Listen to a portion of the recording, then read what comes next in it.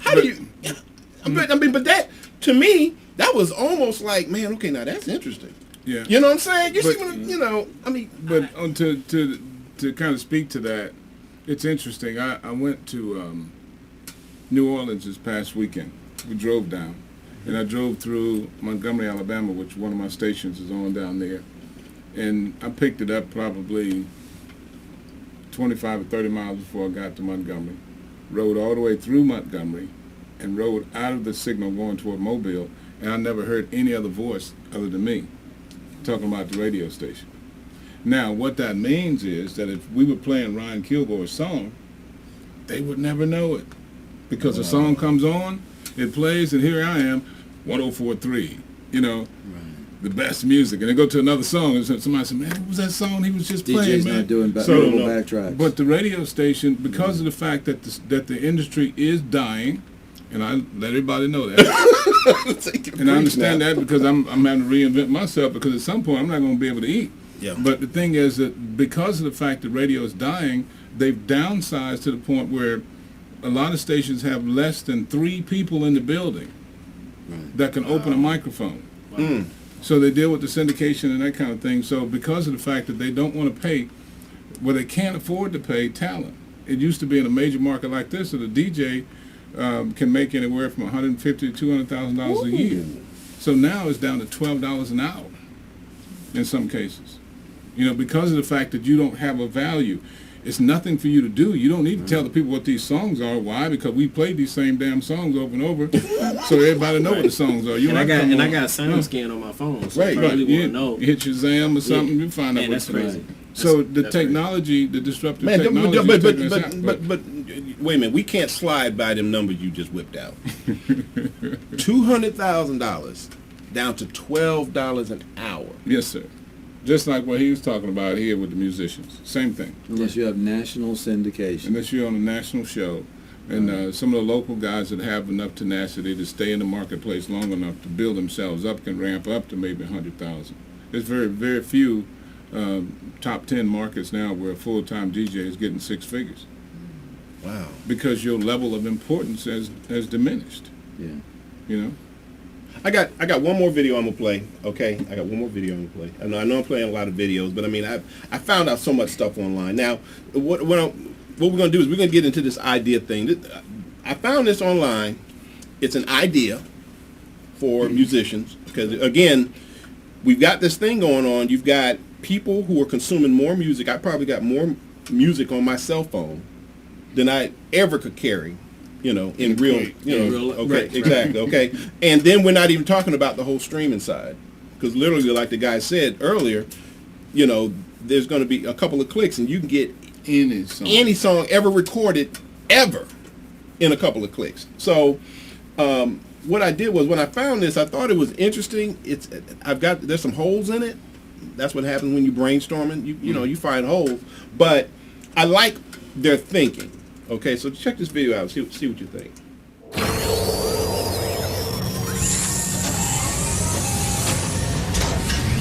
The music industry is sick. More music is consumed now than at any other point in history. The CDs bring in less than half the revenue they did a decade ago. Major label representatives are fighting a losing battle against music sharing, considering piracy to be the biggest threat to the future of creative industries.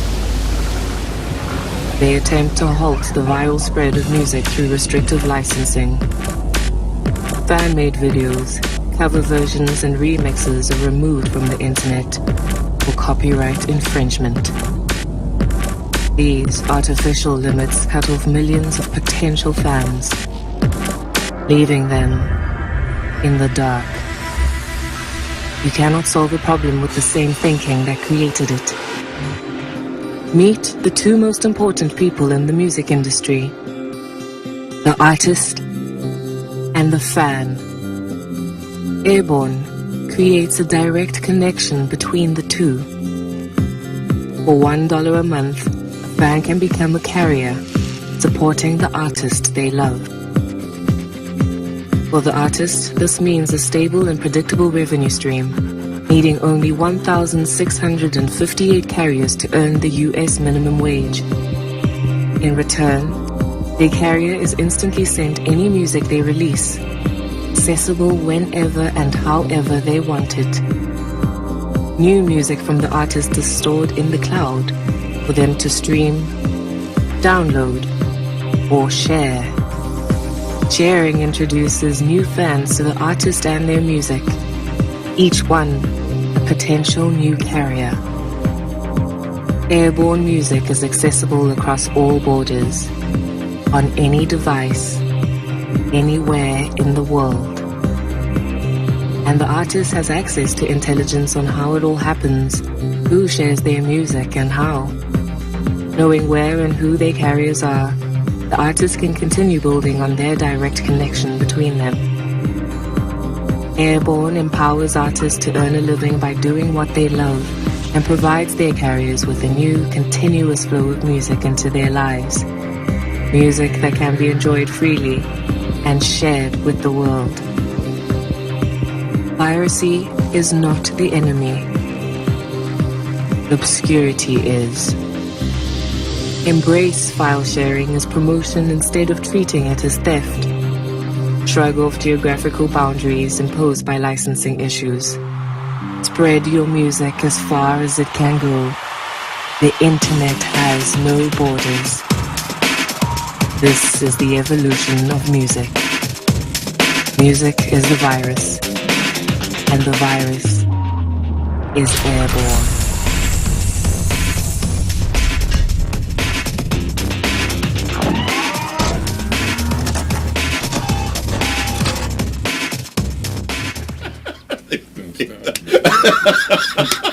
Leave it to Jerry. You see where I'm going with this? Yeah. You know what I'm saying? Okay, that's a very well done piece of marketing. I mean, it's you know, it's got and that's the key, the marketing piece, Mm-hmm. because you can come up with an innovative idea, but if you can't, you know, voice or market or put it out there in a way where people get it, it will die on the vine. Now, I like, obviously, the $1 a month. I mean, if you got a fan base that's willing to pay you $1 a month, you know, and you know, you got what, 7 billion people on the planet, and like they said, you don't have to have a whole lot of people in order for you just to make minimum wage. Right. But the thing is that it's residual money that's coming in every month. The question Ryan and I had during the video was how much does Airborne keep and how much does the artist get? Right. That's Where's- one thing. That's the And key. where's the That's money? the key. And where's the money kept and how is it distributed? But I'll tell you the other thing that Internet got with me. no borders is going to have some limits there when currency starts flowing. Right. But the other thing was that I thought about was, okay, let's just say that I go to Airborne, okay, and you're on Airborne and you're out performing and you're saying, hey, you can hook up with me for $1. One of the things that's got to happen is that you got to have a steady flow of music, because these people are not going to keep paying money, and you're not delivering. Yeah. So it's one of those situations where before I even started, I had to have a catalog of new music ready, and figure out a way to slow feed them the music. You know what's interesting to Rather me? than doing albums, doing individual songs. It sounds like to me, I could be wrong, but it sounds like to me that as an author, as a musician, and you say you're reinventing yourself, I'm reinventing myself some kind of way trying. But especially with you know, the two people who are creating this intellectual property, one of the things that I'm seeing is that I could be wrong, but I swear it sounds to me like people really got to do more work. Yes. Artists are going to have to start to work, because if you think of the way Stevie Wonder and that whole Motown crew had to work, they worked every day. Yeah. On their craft, and they wasn't playing. I mean, they were working, Yeah. because that's what they had to do in order to do their thing. And then even some artists that go in and get signed, a lot of times your rock acts and stuff like that, they're like on the road, they're gigging, they're in the Volkswagen, and they got a whole PA system behind them, you know, and they're going from city to city. You think about Dave Matthews. Dave Matthews. You know, Band, he's a still- great example. Still gigging. Still gigging, you know, but he created such a following before, you know, you got a guy, who's that guy that was at the Grammys who, they didn't even know who he was. Oh, they won the Grammy. I can't remember Yeah, his name. he won the Grammy. The Grammy people didn't know who he was. Yeah. He got nominated. So my point is that it sounds like to me that the work that used to be done back in the day to make it in the music business is now coming full circle. Because they're saying, we got a system to get you the money. Mm-hmm. Right. I mean, you know. And you got a gig. Yeah. You got to work. You got to work. And, you know, the grassroots, like I said, I mean, some formulas never have been broken. That's true. You know, mouth to mouth, word of mouth. Yeah. You know, promotion, that will never stop working. You know what I mean? Yeah. So if someone else, if I'm listening to a song and, you know, I got my headphones on, no. What you listening to, man? I mean, what you then you got the ugly face, right? Check this out. You know what I mean? Then you're gonna automatically be like, just from seeing me be into it, it's gonna make you feel that pulse. And a lot of artists are not willing to create that pulse. They want someone else to do it for them. Mm-hmm. And I've embraced that aspect of it. And because I'm watching it work, like I said, when I go into the schools, and even some other ideas that I've had, you know, with this record, you know, to say, well, how do I get? Because again, you know, from a jazz musician standpoint, you know, I'm an endangered species. Yeah. So how do I create something when I don't have a major budget? Yeah, I play with an icon, but Ryan Kilgore, the artist, doesn't have, you know, millions of dollars behind him to say, oh, let me put $100,000 into marketing and promoting just on ads alone across the country, or a MARTA bus, or this place or that place. I don't have that. Right. You know, and if I sat around and waited on that to happen, then, you know, 10, 15, 20 years would go by. So how do guys get, you know, you have to learn about intellectual properties is the first thing, you know, and understanding how that works. And as well as not be afraid to put your music out. You know, a lot of musicians or producers think it's cool because I got 1,000 songs. But if no one's ever heard the song, then it doesn't even matter. You know what I mean? So in essence, that from that standpoint actually could work for people that have those catalogs. Right.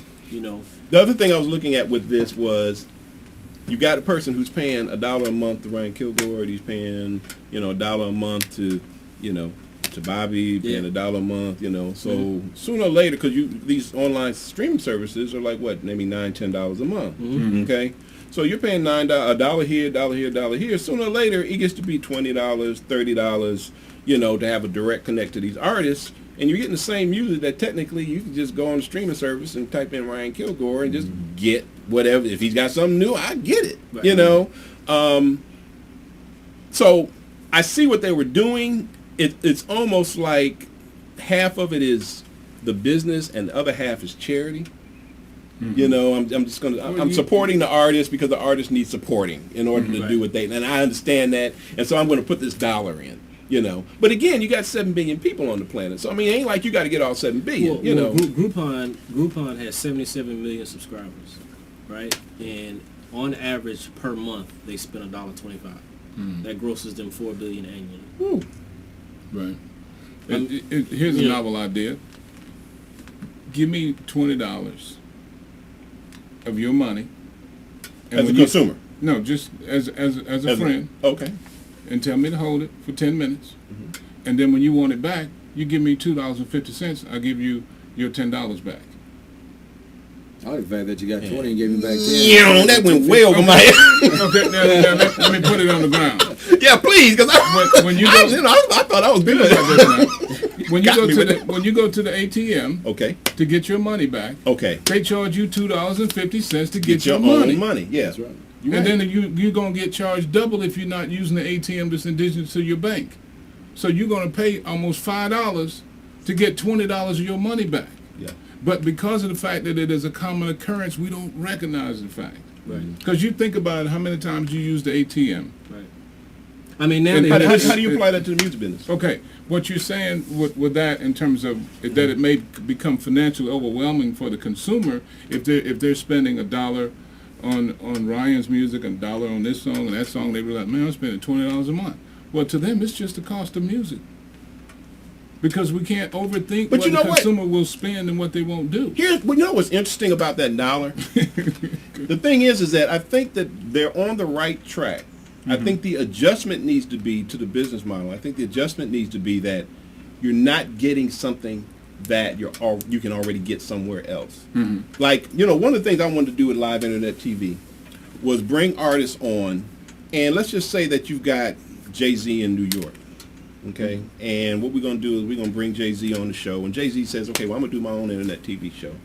And I can see the chat and all, but not what I'm saying is that now, since you've got the interactive, you got Twitter, you've got this chat room that I have. Now you have an interactive piece. Okay. Now, if Lisa in L.A. types in, yeah, Jay-Z, I love you, blah blah blah, and Jay-Z, yo, I see my girl Lisa in